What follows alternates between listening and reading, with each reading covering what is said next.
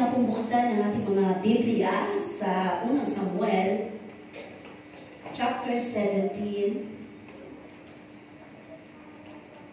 verse 4 hanggang 9. At lumabas ang isang bayani sa kampamento ng mga Filiseo na nagngangalang Goliath, taga Gath, at ang taas ay 6 na siko at isang langkal. At siya ay mayroong isang turbanting tanso sa kanyang ulo, at siya ay nasusuotan ng isang baluti sa katawan. At ang bigat ng baluti ay 5,000 siklong tanso.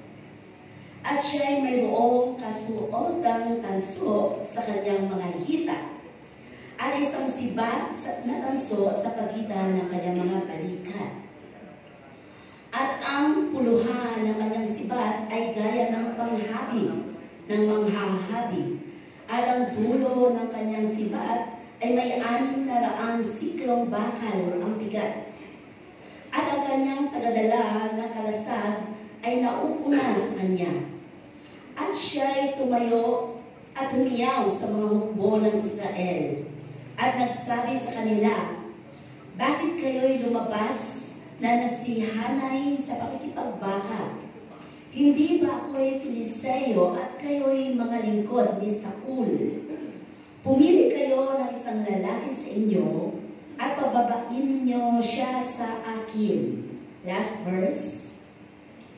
"Kung siya'y alaban sa akin at mapatay ako, magiging alipin nga ninyo kami. Ngunit kung ako'y manaig laban sa kanya, ay mapatay ko siya ay magiging alipin nga namin kayo at maglilingkod sa amin." Ang titulo ng ating pag-aaral ngayong umaga is about facing your Goliath. Ilang Goliath na ba ang inyong napatay sa pamamagitan ng inyong mga pananampalataya? Kung gaano ang Panginoon ay gumamit ng isang bata na sa pamamagitan lamang ng pananampalataya na meron si David, ay nagkaroon ng napakagandang testimonya para sabihin sa Biblia na not by might nor by power, but by my Spirit. Nagganong edad ni David ay kayang talunin ang isang napakalaking higante na punong-puno ng mga turbante, punong-puno ng mga kalasag sa kanyang lupang katawan. Pero hindi yon ang pinag-uusapan sa Panginoon. Ang pananampalataya na meron ka, kaya mong gapiin kahit gaano kalaki ang higante na hinaharap mo sa buhay. No? Sabi nga dito, sa ating binasa kanina, na kung saan itong si Goliath ay naghamon dahil nais niya na patunayan na sila ay malalakas, sila ang maghahari at sila ang mamumuna. At lahat naman ng mga Israelita na kaniyang kaharap ay walang volunteer, no? Para sabihin na, ako ang makikipaglaban sa iyo. Salamat na lang sa Diyos dahil dumating itong si David sa harapan ng kanyang mga kababayan na Israelita. Wala naman siyang purpose, wala naman siyang bagay doon na malaki, kundi ang magdala lang naman ng pagkain sa kanyang mga kapatid. No? At dahil doon ay nagkaroon ng layunin ng Diyos para siya ang gamitin na makikipaglaban sa higante. At doon pa man ay nagalit pa nga yung kanyang mga kapatid, hindi ba? Anong sabi sa kanya? "Ba't ka na andito, kabata-bata mo? At kami ay makikipaglaban, may labanan kami dito. Samantalang ikaw na andito, anong ginagawa mo dito?" Hindi nila alam na siya pala ang gagamitin para sila ay maipagpupul. Minsan sa buhay natin, dumadating sa punto na akala natin minsan, yung mga tao na inaasahan natin, mahal sa buhay na inaasahan natin, akala natin sila yung makakapag-save sa atin, sila yung makakatulong sa atin, sila yung mga inaasahan natin. Dahil nakikita natin sa kanilang mga tika, sa kanilang mga kakayanan, sa kanilang mga karunungan. Pero, hindi natin alam minsan, may mga mahal pala tayo sa buhay, o mga kakilala, mga kaibigan, kapamilya, o mga parang simple-simple lang, na hindi mo inaasahan yung pala, pagdating ng punto ng mga kailangan mo, sila pala yung gagamitin. Naranasan niyo ba yun? Na makita mo na hindi sumagi sa isipan mo, pero siya pala yung gagamitin ng Diyos para ma-save o magamit para matugunan ang mga pangangailangan mo. Ayon dito sa verse 40 ng 17, ang sabi po dito ay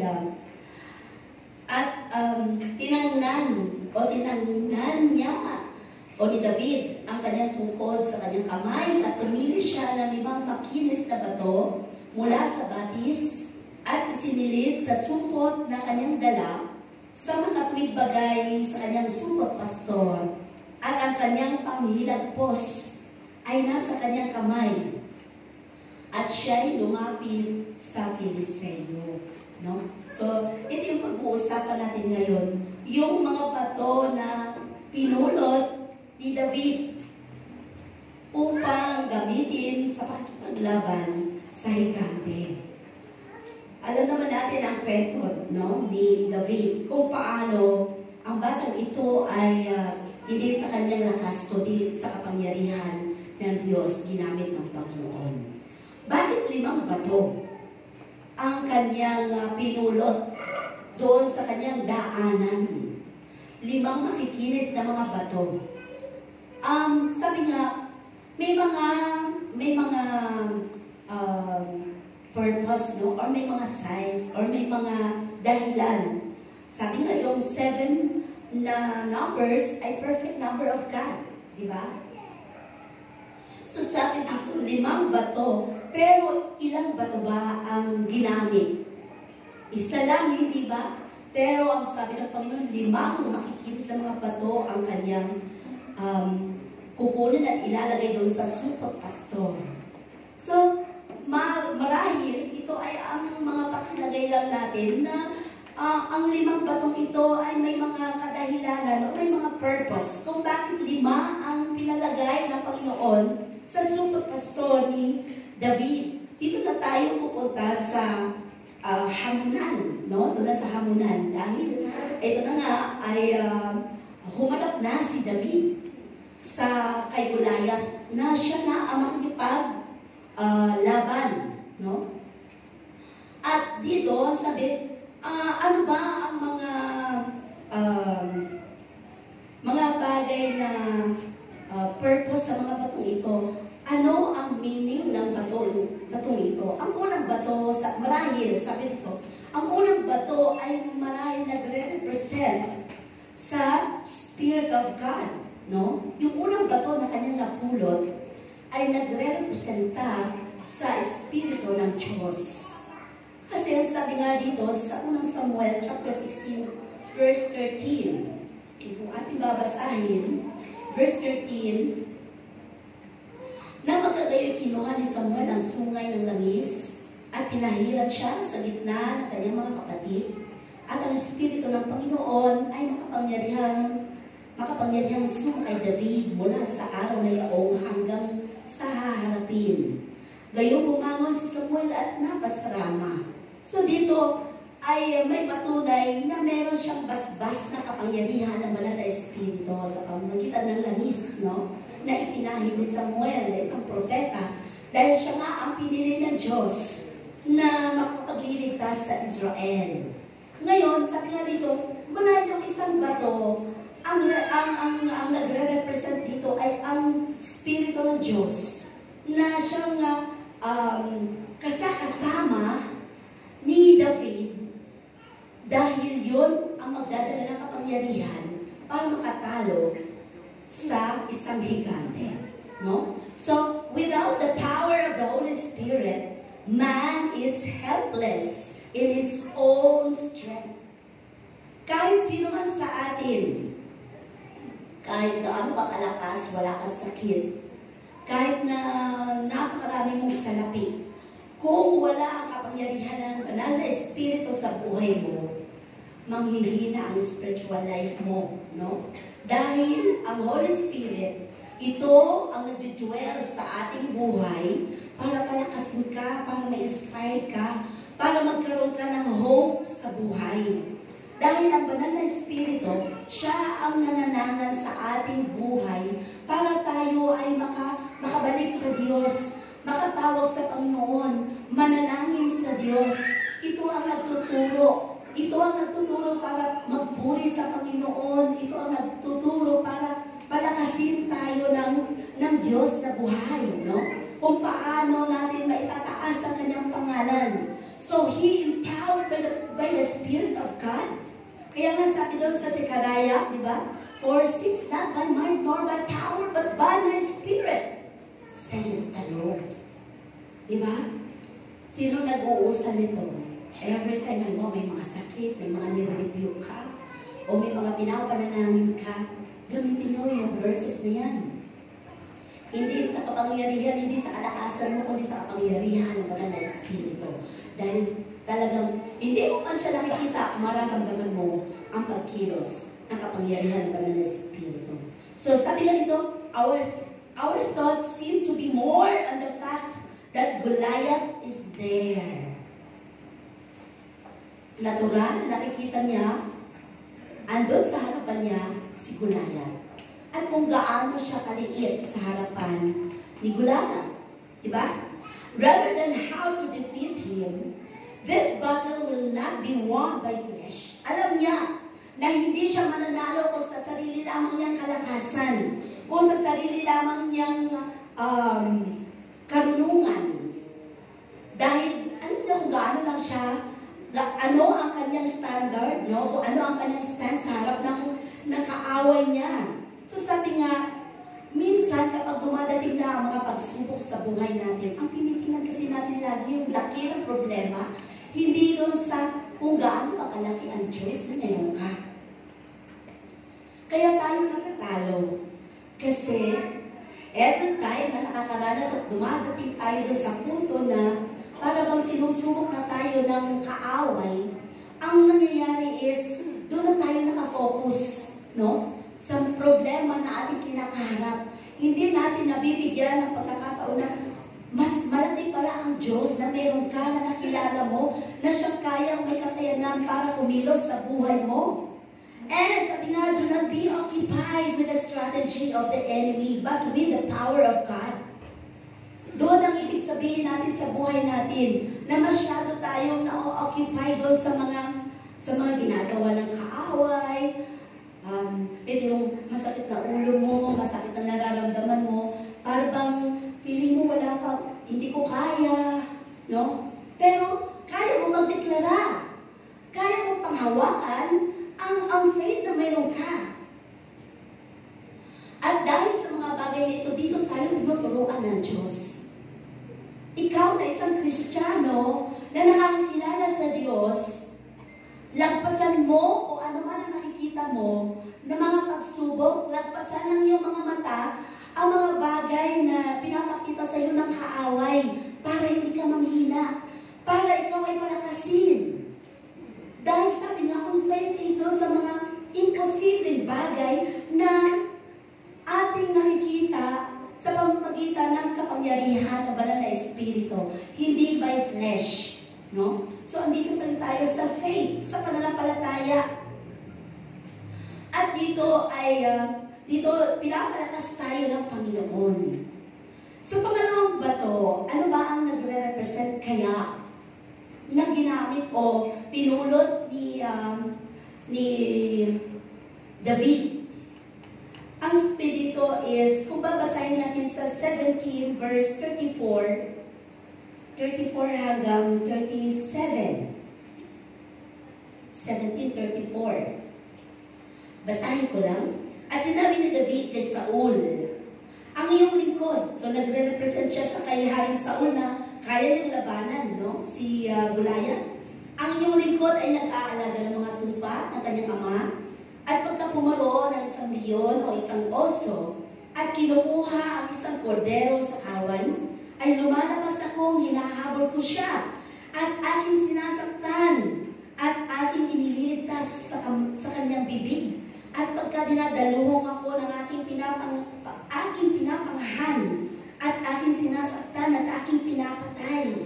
Pinapatay ng iyong lingkod ang leon, at gayon din ang oso at ang Filiseyong ito, na hindi tuli ay magiging isa sa kanila. Yamang kanyang hinahamo ng mga hukbo ng Diyos na buhay. So, dito ipinakilala ni David kung ano ba ang kanyang mga experiences. Diba? Kung ano ang kanyang mga karanasan para masabi ni Haring Saul na, sige, ikaw na nga, kaya mo pala eh. Siya mismo, sinasabi niya na, ako, pagamat bata, kaya kong patayin ang leon. Kaya kong pangahan ang mga oso. Dahil sa dito ako nasanay. Dito ako nasanay. Tayo, saan ba tayo sanay? Sanay ka bang manalangin, kapatid? Sanay ka bang magbasa ng Biblia? Sanay ka ba sa pananalangin at pagluhod sa iyong kama?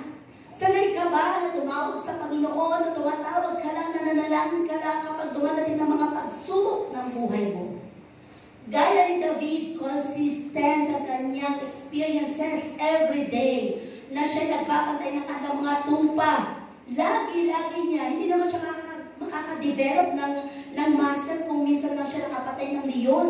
So every day of his life na nakakasumpong siya ng mga kalaban, ng mga hayop na ligaw, ay kaya niyang patayin ito, at doon siya nagtibay ang kanyang mga muscles. Ganun tayo ng mga mananampalataya.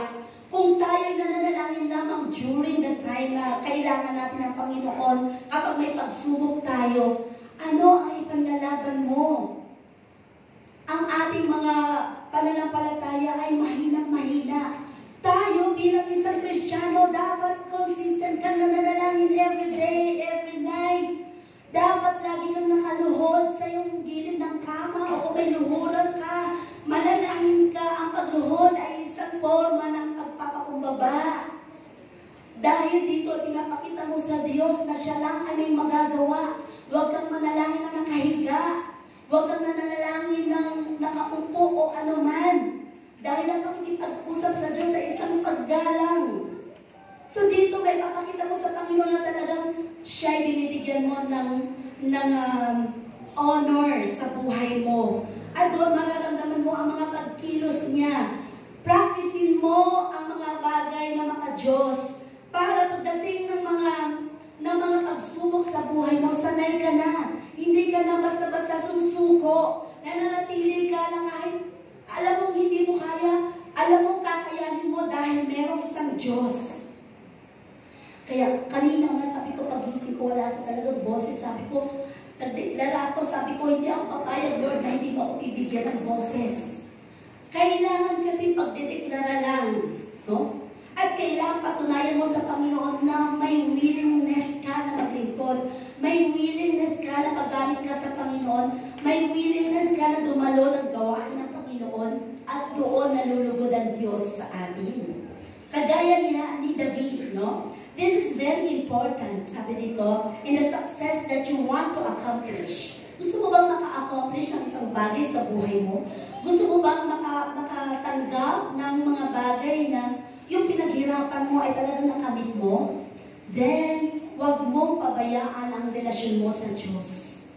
Dahil bilang isang Kristiyano, hindi mahirap ang buhay na ating kinaharap everyday. Laging may nakalaang ibabalanda ang kaaway sa iyo. Pero kung ikaw ay laging handa, ano magagawa ng kaaway sa iyo?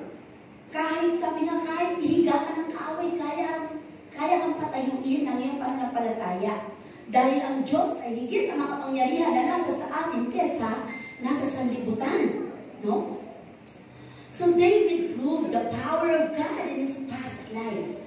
Dito na kagaya ni David, na sa murang gulang na meron siya, ay kahit niya palang patayin ang leon, kaya niya palang pangahan ang mga oso na ito, dahil naroon at sinasamahan siya ng kapangyarihan ng Diyos. Alam niya na hindi sa kanyang sariling lakas yun. Dahil bakit pa lang siya, no? But today, sabi nga dito, some of us here have great victories in the past. Marami na tayong mga napagtagumpayan, di ba? Kung bakit hanggang ngayon, nandito tayo. Nakatayo tayo hanggang ngayon, ay nananatili ka sa Panginoon. Dahil napatunayan mo na ang Diyos na iyong kinilala ay Diyos talaga na nagbibigay sa iyo ng inspirasyon. Napakarami na tayong karanasan sa Panginoon. Marami na rin mga miracles kayong naranasan. Pero minsan nakakalimutan natin dito kapag dumadating na ulit ang mga pagsubok na hindi natin sinasabi sa Diyos, Lord, kung noon nga binuhay mo ako, ngayon pa ba? Dapat pinapaalala lang natin sa Panginoon lagi yung ginawa ng Diyos sa buhay mo para hindi ka susuko kung ano man ang karanasan mo ngayon, kung ano naranasan mo. Lagi mong panangalan ang mga salita ng Diyos at lagi mong ipaalala ang mga kabutihan ng Panginoon sa buhay mo. Kung sinasabi sa iyo ng kaaway na may cancer ka, terminal cancer, may kung ano pa mang mabibigat na ng mga sakit kung meron ka, pero naniniwala ka dahil sa paglilingkod mo, alam mo na ang Diyos ang may hawak ng buhay mo. At ito ang magbibigay ng drive sa iyo para lalo ka magtiwala sa Panginoon. Dapat ganun tayo ng mga mananampalataya. Panghawakan mo ang faith na mayroon ka. Huwag mong isawalang bahala dahil yan lang ang weapon. Yan ang isang napakalakas na weapon na ibinigay sa atin ng Panginoon. Walang bayad. Ang kailangan lang ay manampalataya ka, maniwala ka sa Diyos na talagang kaya niyang gawin ang mga imposibleng bagay sa buhay mo. No? So sabi nga, mga past experiences ng buhay natin. Ang sabi nga na iba, di ba? Sa mga kahirapan ng buhay, mga bagay na naranasan natin sa buhay, ngayon magaan na nga ang mga buhay natin. Di ba? Pero bakit marami ang mas mabilis sumuko? Dati kung paano mamuhay ang mga tao, magparikit lang ng mga apoy, napakahirap, di ba? Kailangan mo pang magsindi ng kung ano-ano para lang maparikit yung paglulutuan mo. Ngayon, isang click na lang yung pagluto mo ng kanin. Yung mga ganun, napakabilis na lang lahat. Kaya lang, ang naging naituro ng teknolohiya is katamaran. Lalo na lang naging tamad ang mga tao. Sa halip na ma-appreciate nila ang mga bagay nito, na mas pinapadali ang lahat, lalo nang naging tamad. So, hindi na na-appreciate ngayon ang mga bagay na karanasan ng dati pa natin mga magulang. Pero kung ikaw naranasan mo yan, alam mo ang hirap ng buhay. Kaya yun ang nag-drive sa'yo kung bakit ka nagsumika. Diba? Kung bakit sinasabi mo sa sarili mo, ayoko maranasan ng mga anak ko to. Kaya lang, dahil sa ayaw mo maranasan ng mga anak mo to, ayaw mo na silang pagawin, ayaw mo na silang trabahuin. Ikaw na lang kasi ayaw mo silang makaranas ng mga bigat. Pero mali pa rin. Diba?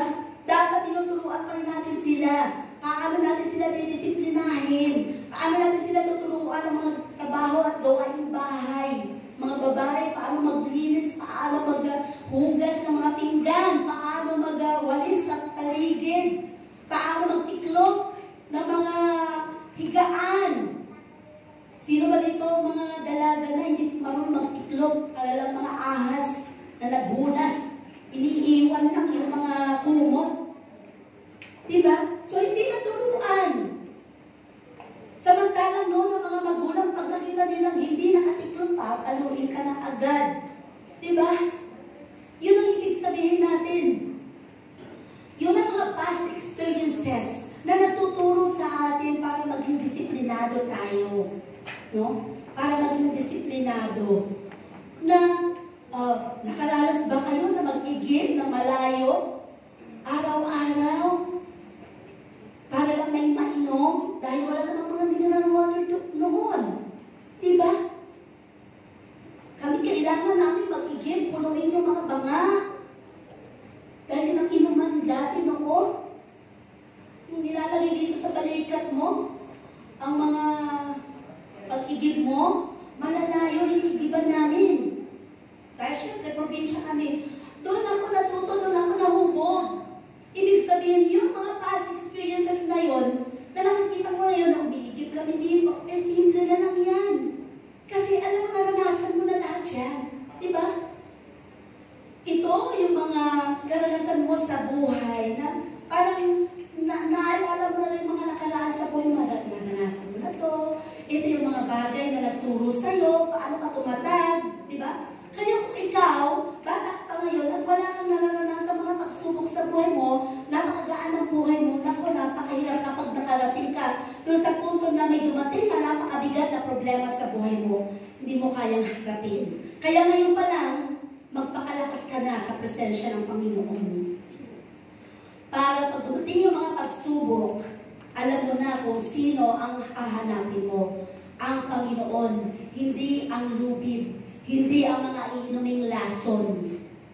Ang Panginoon. No? So, past experiences ng buhay natin. Sabi nga dito, so some of us have great victories in the past, but today, you stand in defeat. Yun yung sinasabi na napakarami. Even Christians. Sinabi natin mga Kristiyano, pero bakit marami pa rin ang mga defeated Christians? Marami pa rin ang mga Kristiyanong kulang sa paniniwala sa Diyos. Bakit? Kasi kulang sa pananampalataya, kulang sa pagbabasa ng Biblia, at panalangin, pagtawag sa Diyos. Nakala natin minsan, ay, nandiyan na naman ang Panginoon eh.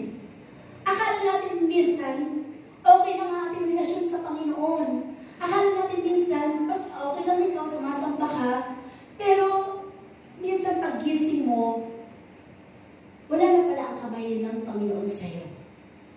Kasi, malalaman mo naman kung wala na ang kamay ng Panginoon sa buhay mo. Kasi even sa mga kantahan, even sa mga mensahe, parang hindi na namumove ang heart mo. Parang hindi mo na siya na-absorb. Parang okay lang, as long as nandito ka, uwi ka mamaya, wala lang.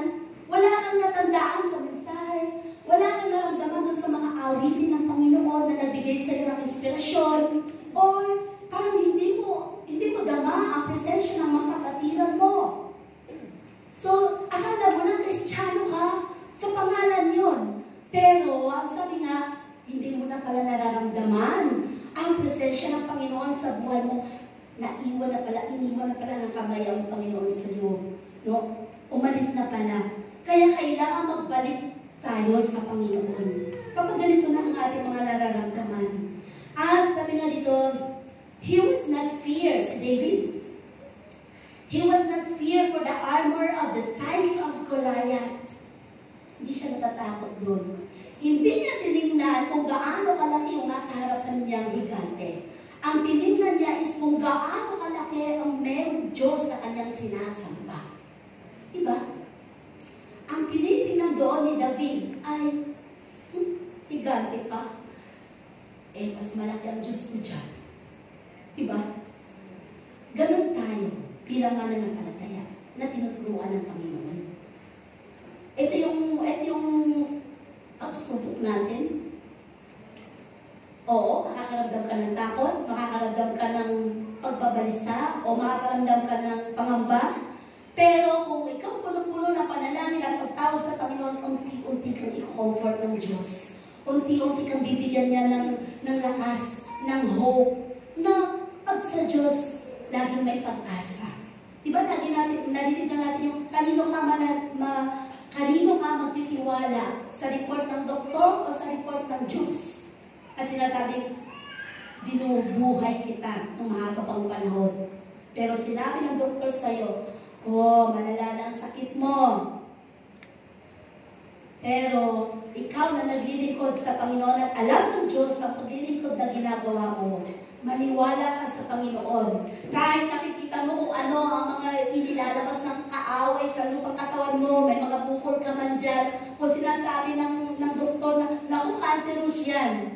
Pero pag sinabi ng Panginoon sa iyo na, anak, nakikita mo lang yan, pero ang faith, Paniwalaan mo, kaya kong gamutin. Naandyan man yan, pero hindi yan maging dahilan para mamatay ka ng maaga. Dahil nakikita kita, naglilingkod ka, nagsusumikap ka, tinitingnan lang ng Panginoon ng ating puso. Amen? So dito sabi nga, think back to what great event in your past. When God worked on you, God can do it again. So paulit-ulit ang Panginoon. Laging gano'n ang Diyos, magpaalala ka sa Kanya, huwag kang umiyak, huwag kang gumawa. Every time na dumadating ang mga pagsubok, ngawa ka na lang ng ngawa. Duda ka na naman sa kapangyarihan ng Diyos. Ba't hindi mo sabihin, Lord, di ba, nangyari na to sa buhay namin? Di ba, Lord, niligtas mo na kami dito? Di ba, Lord, paalala mo lahat yun. At hindi kikilos ang Panginoon. Kasi ayaw ng Diyos na mapapahiya siya doon sa mga pangako niya sa iyo. Kaya gagawin ng Panginoon lahat yun. And the third stone is representing the Word of God. No? Ano sabi dito sa chapter 17, verse 45 hanggang 46? Basahin ko lang po. 45. Na magkagayoy sinabi ni David sa Filiseo, ikaw ay naparirito sa akin na may tabak at may malaking sibak na may kalasag. Ngunit ako ay naparirito laban sa iyo sa pangalan ng Panginoon ng mga hukbo, ng Diyos ng mga kawal ng Israel na iyong hinahamon. Sa araw na ito ay ibibigay ka ng Panginoon sa aking kamay at sasaktan kita at pupugutin ko ang ulo mo at ibibigay ko ang mga bangkay sa hukbo ng mga Filiseo sa mga ibon sa himpapawid sa araw na ito. At sa mga pangis na hayop sa lupa upang maalaman ng buong lupa na may Diyos sa Israel. Narinig niya ba yung sinabi ng Diyos sa kanya na mapapatay mo si mapapatay mo si Goliath? No. Sinabi pa ng Diyos sa iyo na maglingkod ka, anak, dahil bukas may blessings ka. Ang pangako ng Diyos, laging naandyan, kailangan lang may patunayan muna tayo. Bagamat hindi niya narinig na sinabi ng Panginoon sa kanya na mapapatay mo si Goliath, by faith, nilagay niya sa puso niya dahil ganun kalaki ang pagkilala niya sa Diyos. Kaya sinasabi niya, di ba, ano sinabi niya? Nang papatayin kita, hindi ba? Mapapatay kita at ang ulo mo'y pupugutan ko at ibibigay ko to sa mga Filiseo. Wala pa yun. Pero naano na kalakas sa kanyang faith. Diba? Ikaw ba kaya mo sabihin, ikaw nasakit ka, wala kang karapatan na tumira sa aking lupang katawan? Kaya mo magsabihin yun? Dahil ang Diyos na aking pinaglilingkuran ay siyang may-ari ng aking lupang katawan. Ikaw na nakaaway, na nagpapahirap sa aming mga buhay, wala kang karapatan para kami paghirapin. Dahil ang Diyos na aming pinaglilingkuran ay Diyos na mayaman. Yung mga ganong panalangin, kaya mo ba sambitin yun? Na kayang ibigay ng Panginoon ang kayamanan sa amin kapag kami ay nakita ng Panginoon na naglilingkod talaga. Totoong naglilingkod, nagsusumikap. Kayang gawin ng Panginoon ang lahat ng bagay kapag may napatunayan siya sa buhay mo na ginagawa mo at napapalaguran mo ang Panginoon. Kaya dito, nagdeklara lang naman si David, no? Wala pa man, sinasabi na niya kay Goliath ang mangyayari sa kanyang buhay. Sinabi mo na ba sa kaaway, ikaw kaaway na naggugulo sa aming pamilya, isang araw mapupulid ka sa impyerno. At kami, hindi kami sasama sa iyo dahil kami mga anak ng Diyos. Mga ganong panalangin. Ginugulo mo ang aming pamilya. Hindi mo kayang kami ay wasakin. Hindi mo kayang kami ay paglayo-layuin. Dahil kami ay mga anak ng Diyos. Ikaw, matagal ka lang hinatulan ng Panginoon, kaya doon ka. Wala kang karapatan para kami ay paghiwa-hiwalayin. Mga ganong mga deklarasyon, no? Ay napakalaking bagay sa harapan ng Diyos. Na pinapakita mo talagang naniniwala ka na kayang kumilos ng Panginoon, wag kang umiyak lang sa isang tabi, o wag kang maawa sa sarili mo kung ikaw ay inaapi. Ang pinakamabuting gawin mo ay ang magdeklara ng lahat ng mga positibong bagay sa buhay mo. Dahil hindi tayo niligtas ng Diyos para maging kawawa. Tayo ay niligtas ng Panginoon upang magkaroon tayo ng buhay ng sagana at buhay na walang hanggan. Amen? So sabi dito, sabi the Word of God, yung salita ng Diyos, yun ang salita ng Diyos. Pinanghawakan na naman ni David yung mga pangako ng Panginoon sa kanyang buhay. No? Pinanghawakan lang niya at kanyang inusal. Sinabi niya sa kaaway, narinig ng kaaway. Kaya kahit nagaan kalaki si Goliath, ay para siyang nanlumo doon sa mga nasabi ni David. Dahil doon sa pagdideklara na yon, hindi man tayo pakita ni Goliath na parang, ako talaga? Bakit tayo ng batang ito? Marahil, bilang tao din naman si Goliath, nagkaramdam din siya ng takot.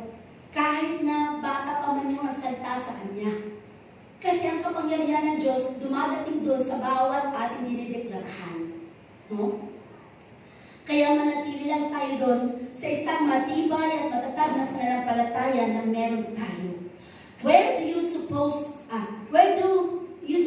David got confidence? Saan ba siya nakakuha ng confidence sa kanyang sarili? Siyempre, sa salita ng Diyos. Ikaw ba confident ka sa mga pangako ng Panginoon? Paano tayo magkakaroon ng confidence sa ating sarili na magdeklara ng lahat ng mga bagay na positibo kung wala tayong alam na verses na mga pangako ng Diyos sa buhay natin? Palilito-lito ka na, ano nga ba yung sinabi ng Diyos? Di ko na alam. Ay, magagamot daw siya, healer daw siya, saan nga ba makikita yun? Dapat meron kang pinangahawakan kahit isang verse sa Biblia na lagi mong kino-confess every day. Every day. Lagi kang mag-confess ng mga memory verses. Araw-araw, maalala mo mga pangako ng Diyos sa buhay mo. Dahil yon ang magpapalakas lagi. Sa panalangin mo, isama mo ang mga verses na alam mo. Na i-confess mo yon para narinig ng kaaway. Philippians 4:19, sasabihin mo na sa Panginoon, siya talaga yung strength mo, great provider ng buhay mo. Lahat yun, di ba? Lahat, sasabihin mo kung ano ang mga pangako ng Diyos, hindi ka niya pagkukulan. Lahat ng mga pangako na ito, gagawin ng Diyos sa buhay mo. Dahil dinideklara mo everyday. At sabi nga dito, it was on the hillside while caring for the sheep, and he was alone with God.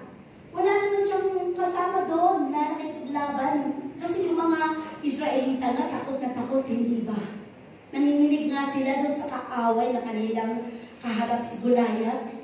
Pero ito si David, lumapit pa talaga siya kay Goliath para ipakita na higit na makapangyarihan ang Diyos ko. At wala kang magagawa dahil nilikha ka lang din ng Diyos. Di ba? Nilikha lang din naman siya ng Panginoon na. At dito sabi, sa pang-apat na stone ay nagre-represent ng vision of something big. Malaking bagay na mga visions na nakikita mo ang sarili mo. Nakikita mo ba ang sarili mo 5 years from now? Kalimitan na ito yun eh. 5 years from now, dapat may kotse na ako. Dapat may bahay na ako malaki. Dapat nabili ko na yung watermark. Dapat pag-aari ko na yung mga palayan dito sa may Santa Cruz. 5 years from now, yung mga ganun. Yun ay mga panglupang pangarap.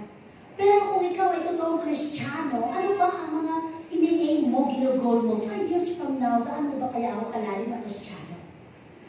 Ano na kaya ang aking lakad sa harapan ng Panginoon? 5 years from now, isa na ako sa mga magtuturo ng Sunday school, ng midweeks, ng nagagamit na ako.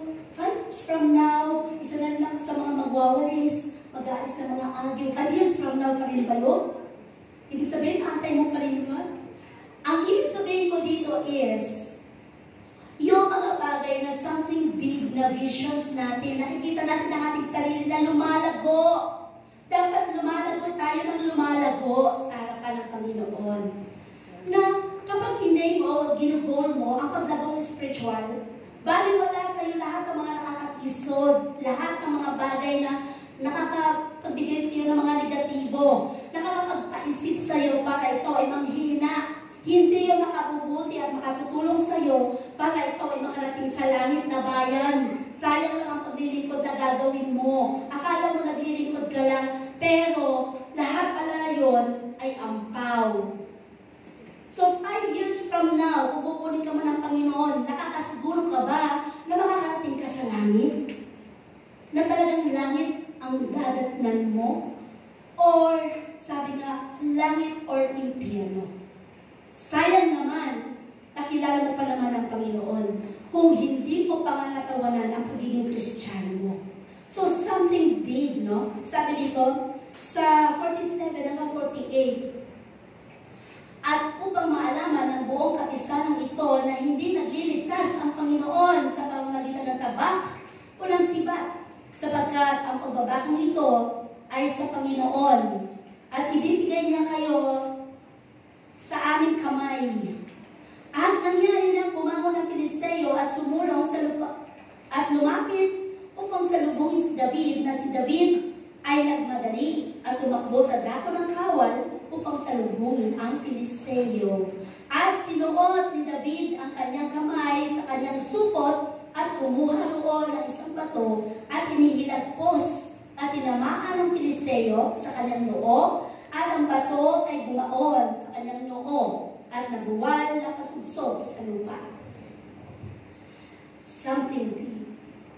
Visions ng yun lang nakita ni David sa kanyang kaisipan na mapapatay niya si Goliath. Nangyari ba?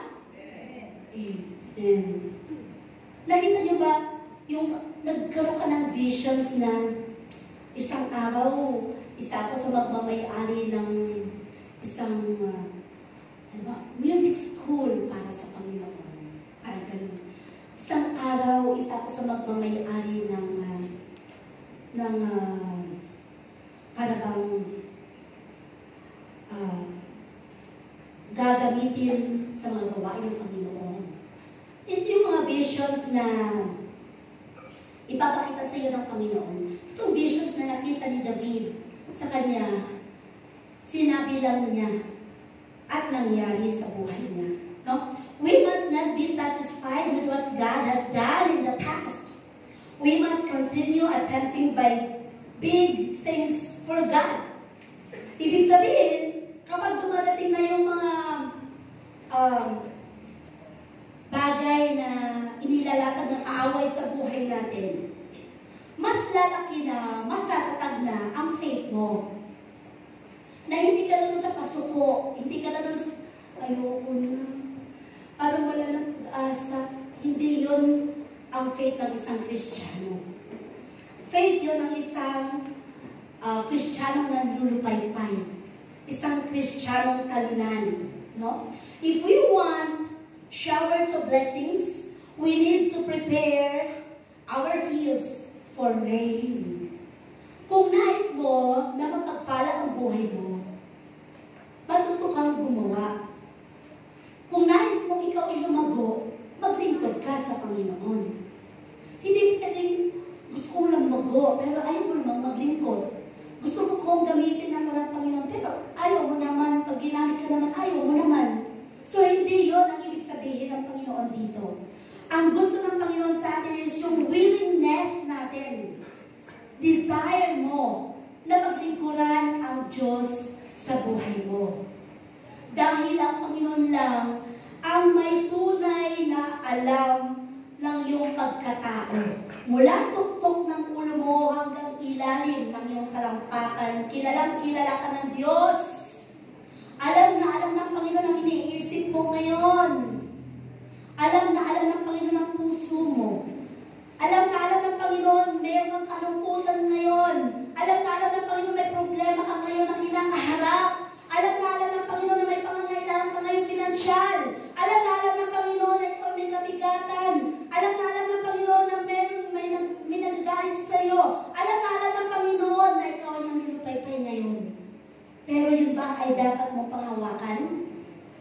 Diyos nga ay siya ang Diyos ng pag-asa at Diyos na nagbabago ng ating mga buhay. Kaya huwag mo panghawakan na lahat ng yun. Dahil kayang gawin, God can turn the world upside down. Amen? And number 5, sabi dito, ano pa ang panglimang bato na nag-represent doon sa mga pinulot ni David? It is a heart full of faith. Ang puso na puno-puno ng pananampalataya.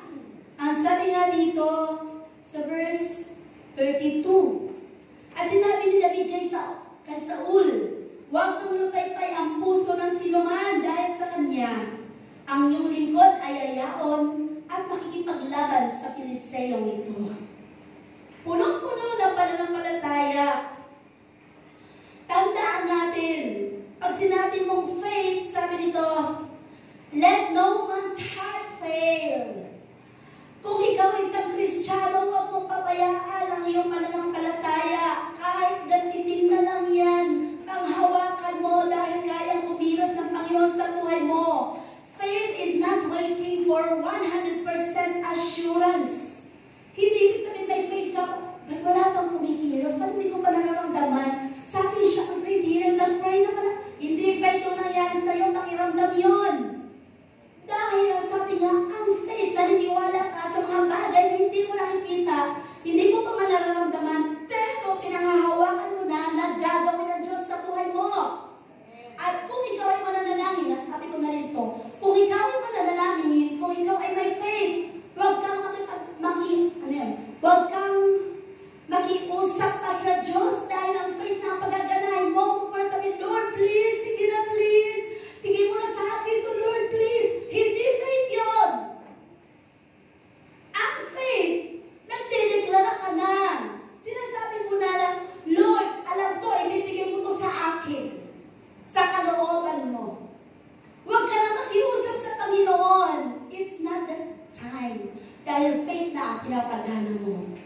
Ang faith, doon ka na sa isang bagay na tumataas na ang level ng pagkilala mo sa Diyos dahil naniniwala mo na kumikilos ang Diyos. Lord, alam ko na magagalingin mo ako. Huwag na, Lord, sige na, Lord. Gusto ko pagpabuhay, Panginoon. Maawa ka sa akin, Lord. Matagal nang naawa ang Diyos sa iyo. Paganahin mo na ang faith mo, magdeklara ka na, anak. Ayoko na ng baby ka pa hanggang ngayon na nakikiusap ka pa rin. Araw-araw binubuhay na kita. Gusto ko, lumalago ka na. Magdeklara ka, yan ang gusto ko sa'yo. Hindi mo na kailangan nakiusap sa Panginoon. Angkinin mo na wala pa sa kamay mo, natanggap mo na. Yun ang faith. Yun ang faith. Hindi ba 100% assurance, pero naniniwala ka, nakikilos ang Panginoon sa buhay mo. Huwag ka lang magdeklara na, Lord, alam ko makakatanggap ako ng 1,000,000 sa araw na to. Kung hindi naman matibay ang iyong paglilingkod at paniniwala sa Diyos. Hindi ganun ang Panginoon. Alam ng Diyos ang puso natin. Amen? Even sila Moses, nung naandun sila sa dagat na pula, ipinakita dito ng Panginoon yung faith na meron sila. Wala na silang masulingan, hindi ba? Wala na silang matakbuhan.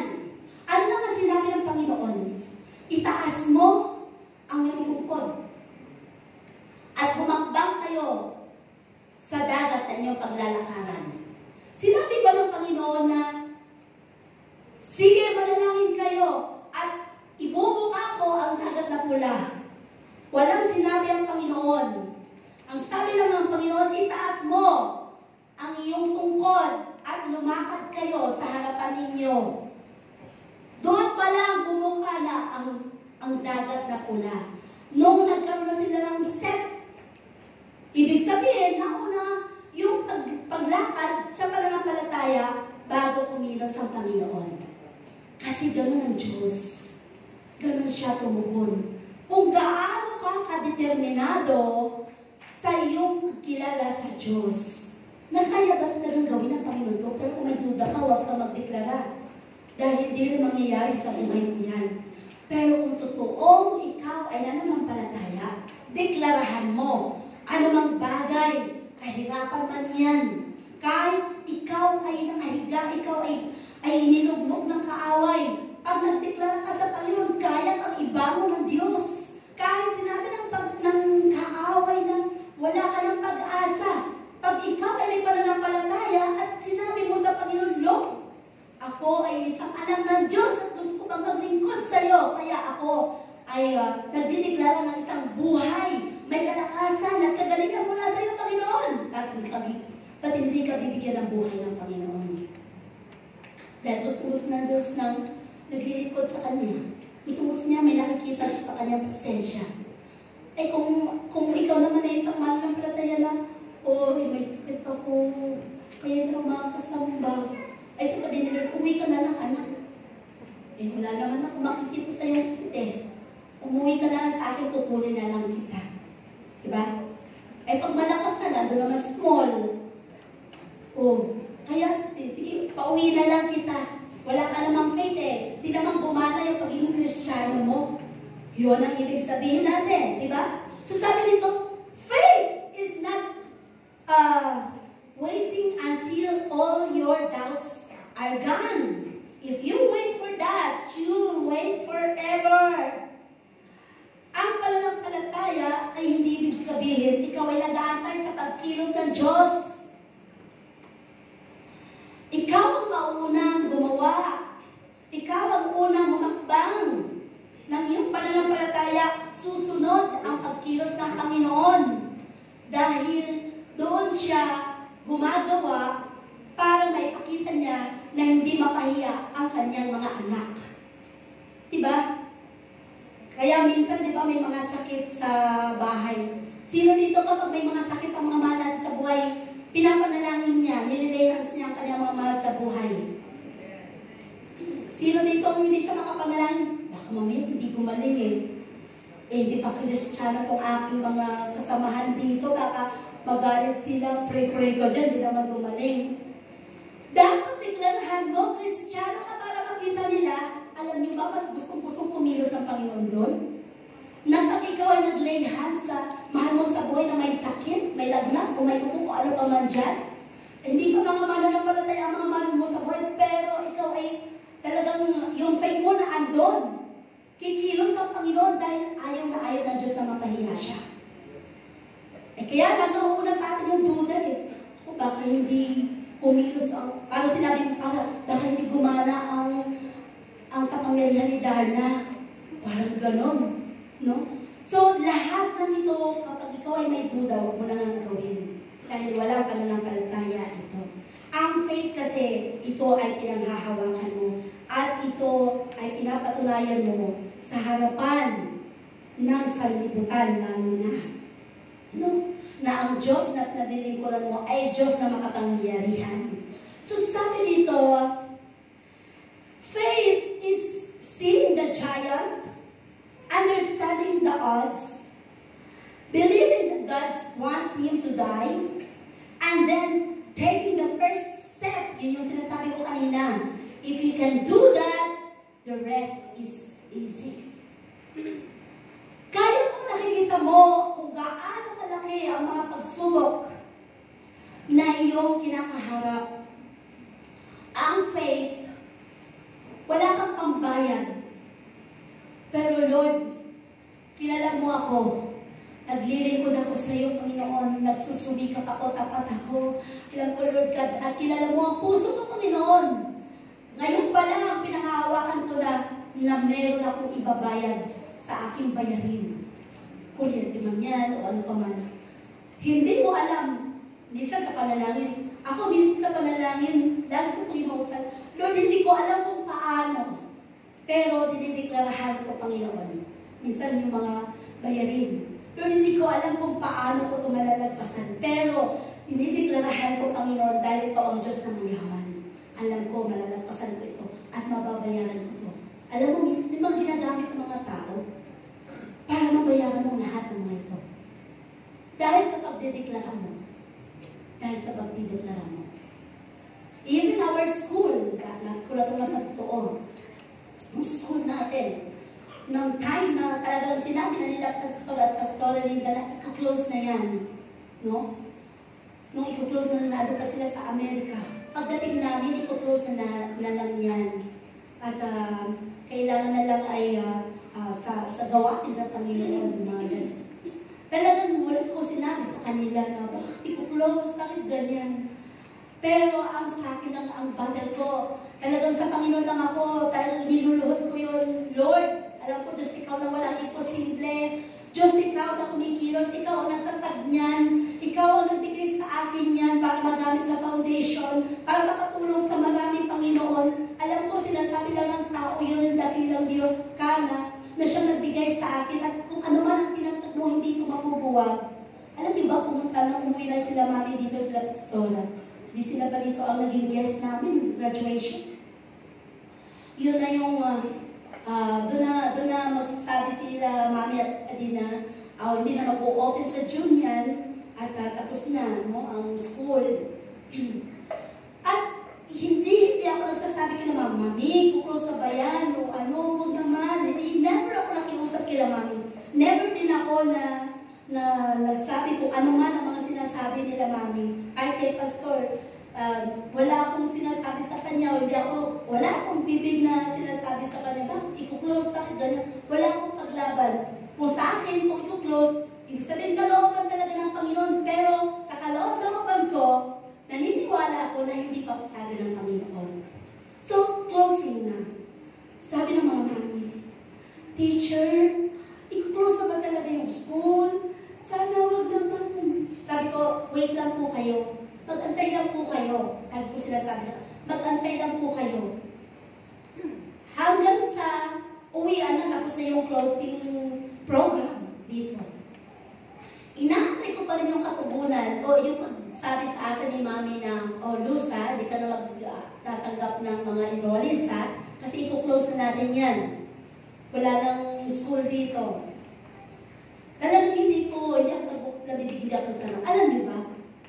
Sabi nga, si God, pag tumutugon, laging, never been late, never been delayed. Sabi ko, basta Lord, alam ko na ikaw ang nakapag-desisyon. Paalis sila Mami, pasakay na si Mami sa kotse. Nasabi sa akin,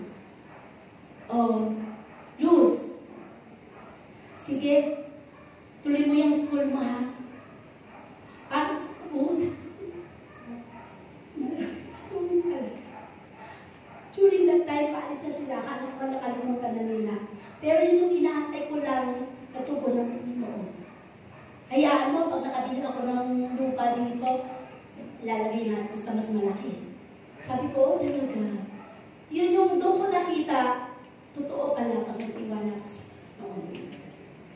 Kasi alam ng Diyos, no? Alam ng Panginoon na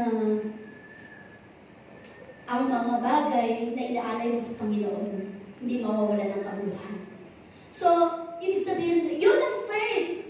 Yun ang faith. Never ka makiusap, never ka magsasabi na kahit ano, never mong sabihin sa mga tao na nagsasabi sa'yo, si Lord, sabi nga, si Lord ang siyang magiging kapagtanggol mo kapag ikaw ay naglilingkod sa Panginoon at never kang ipapahiya ng Diyos. No?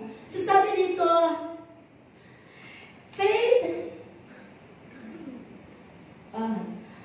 is not talking about the giant, analyzing the giant or praying about the giant.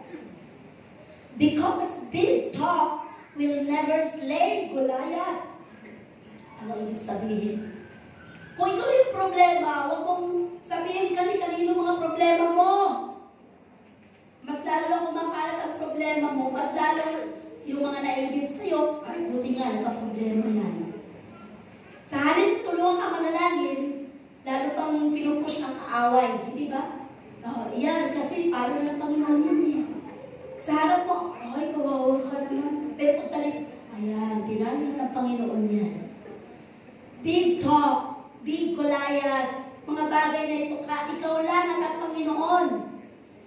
Makipag-usap ka lang sa Diyos. At magiging testimony mo na yun pagdating ng araw. Saka mo pa lang siya i-reveal kapag nangyari na kumilos ng Panginoon. Ganon ang faith. Ganun ang faith. Sabi nga, it's not talking about Goliath. Minsan kasi tayo kapag may mga tandaan natin, iba-iba kasi tayong level ng paghawak ng problema. Yung problema niya, mabigat na sa kanya, magaan lang. Kasi madami niyang naranasan ganun. Pero sa kanya, gusto niya magpakamatay. Iba-iba ang level. No? Pero pinakamasarap is, sa Panginoon ka pa rin magtiwala.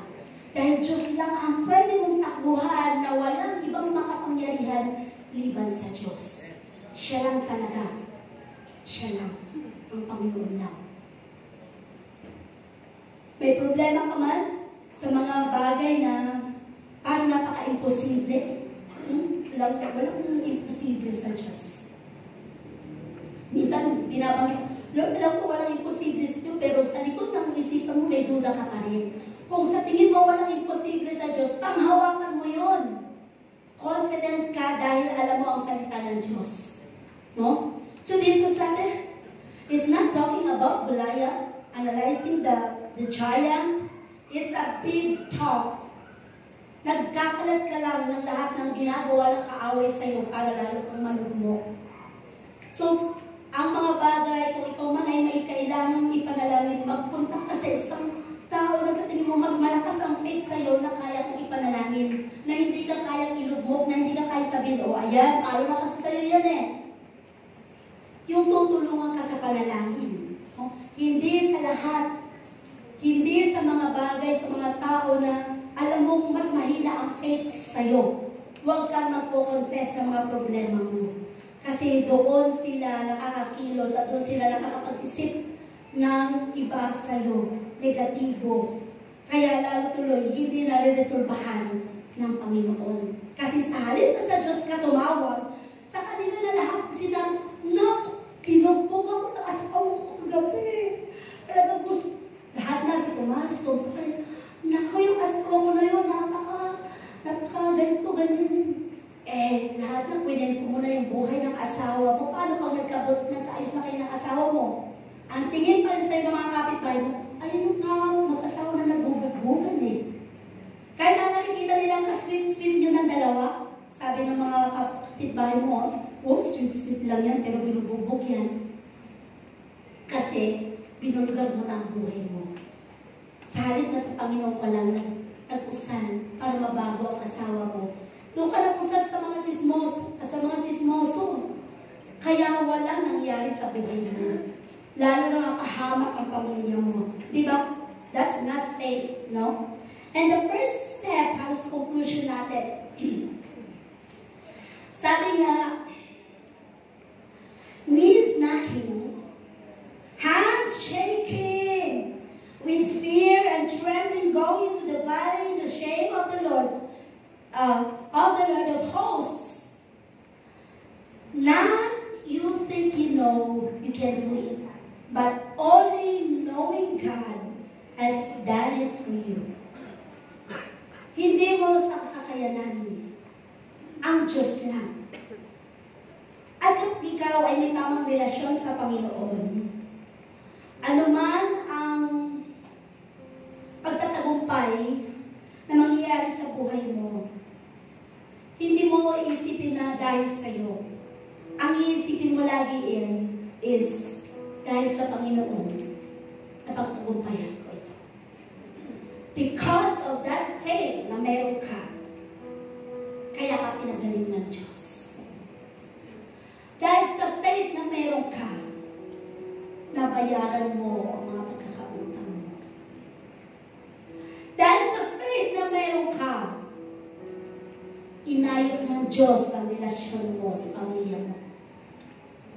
At dahil sa faith na meron ka, yung mga tao dating nanlalait sa'yo, naging kaibigan mo na. Sila na ang yung sa'yo.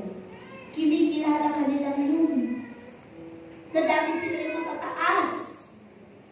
Ngayon parang sila na ang nagbabaw sa'yo. Because of your faith. Na hindi ka sumuko sa Panginoon. Na dahil sa faith na pinangahawakan mo, na kahit kailan hindi ka umigay sa paglilingkod sa Panginoon.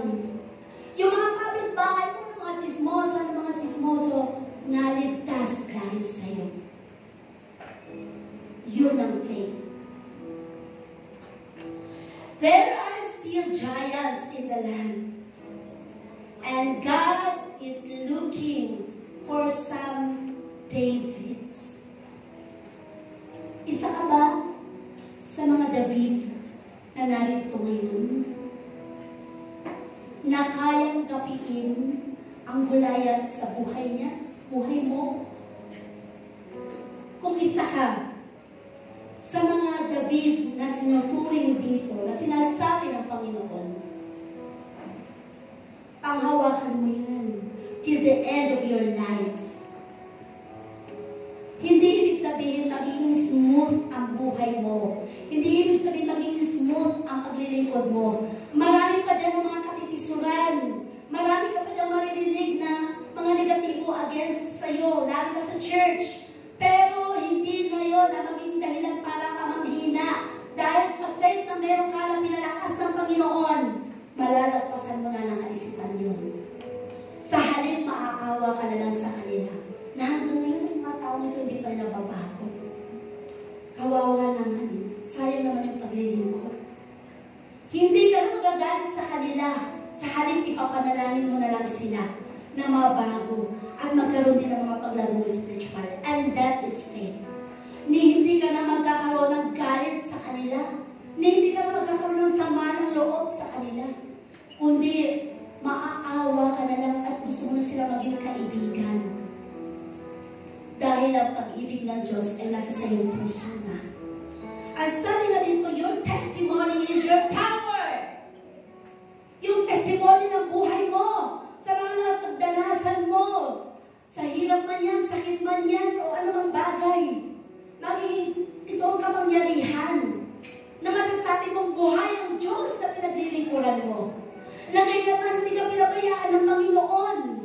Na kailanman kahit sa hirap ng buhay mo, eto ka ngayon, nakatindig, nakatayo, at pinubuhay, pinamakain ng Diyos araw-araw, 3 beses ang araw. Hindi pag-uusapan kung ikaw ay mayaman o mahirap. Ang mahalaga, pinapakain ka ng Diyos. Yung testimonya ng buhay mo. May mga bagay na sinasabi tayo, salamat sa Diyos, kahit tubig na lang at asin ang aming ulam. Purihin ang Diyos, may nakakain pa rin kami. Nakarinig na kayo ng gano'n? And that is faith. Appreciation sa mga maliliit na mga bagay.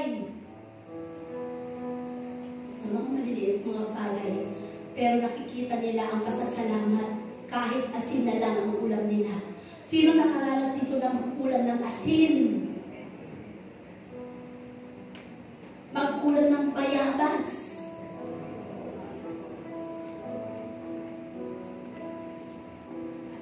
Pero yun ang nagpatatag ng inyong buhay. Kung bakit hanggang ngayon, nasa harapan kayo ng Panginoon. You can fight the devil by your testimony. So sabi nga dito, David shifted the battle plan because he invited his God. During that time, ang sabi lang naman niya, sabi niya, oy, napakalaki mong Goliath. Pero, isang bagay ang gusto kong sabihin sa'yo, sa laki na yan na meron ka, sa laki ng katawan mo na yan na meron ka, nakakasigurado ako na ang batong ito hindi makakalagpas sa noo mo dahil sa laki ng noo mo. Diba? That is faith. Hindi niya sinabi, laki ng Goliath, ang liit mo ng batong ito. Ang faith na tinutukoy natin dito is ang Panginoon mismo na siya may kapangyarihan sa buhay mo. And last, dito, the battle is no longer between David and Goliath, but between God of Israel and God of the Palestine. Sila na yung naglalaban. Hindi na ang mga si David at si Goliath. It's no longer in the flesh, but it is on the Spirit. Ganon ang gusto ng Panginoon natin yung faith na meron ka because it is the Spirit of God, within you. And that 5 stones, alam niyo ba kung bakit 5 stones yun? It symbolizes J-E-S-U-S, Jesus. The name of God. It's Jesus. Kaya 5, pero isa lang ang pinagamit ng Panginoon na nakakapagpatumba sa napakalaking kaaway na pinakalakunan ng Israel, ng mga Israelita. And dito, napatunayan natin, Goliath bowed down on the ground. Kaya mo tumbahin si Goliath sa buhay niyo? Ano bang pagsubok kinakaharap mo ngayon? Bakit umiiyak ka na lang? Bakit nagagawa ka na lang? Manalangin ka, kapatid, tawagin mo ang Panginoon.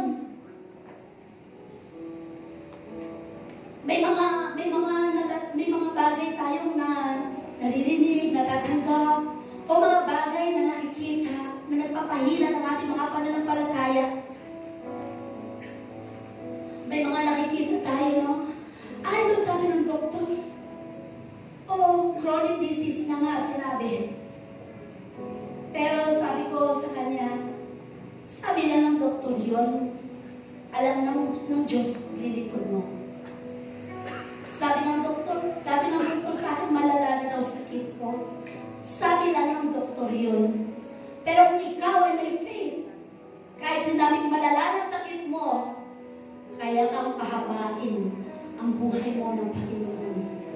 Dahil naglilikod ka at alam niya ang paglilikod mo. Kahit may kulang ka na, kung ikaw hindi ka naglilikod, masakit tuhod ko, hindi na ako makapagpunta sa church. Pero mahal mo ang Panginoon dahil sa paglilikod mo, pahahabain ng Diyos ang buhay mo. Dahil gusto ng Panginoon nakikita ka sa kanyang presensya. May mga problema sa iyong tahanan. Minsan naghihintay lang, ayoko mo nang sumamba. Ang gulo-gulo ng buhay namin, pamilya namin. Mas lalo ka nga lumapit sa Diyos. Yun ang faith. Dahil naniniwala ka na yun ang makapagbibigay sa iyo ng drive para ang Panginoon makakilos dahil siya ang Diyos ng kaayusan. Ayoko mo lang sumamba. Nag-away kami kagabi ng asawa ko. Lalo ka nga sumamba. Dahil yun ang faith. Yun ang makapagbibigay sa iyo ng lakas at liwanag ng kaisipan na pagbalik mo sa iyong tahanan, yayakapin mo pa rin siya, sasabihin mo, I love you kahit binolja ka kagabi. Yun ang faith. Dahil tinuruan ka ng Panginoon umibig. And that is faith. Pag sinabi natin faith, wala ka ng pagdama na parang galit, sama ng loob, anumang negatibo. It's more on positivity on your life. At doon sasamahan ka ng kapangyarihan.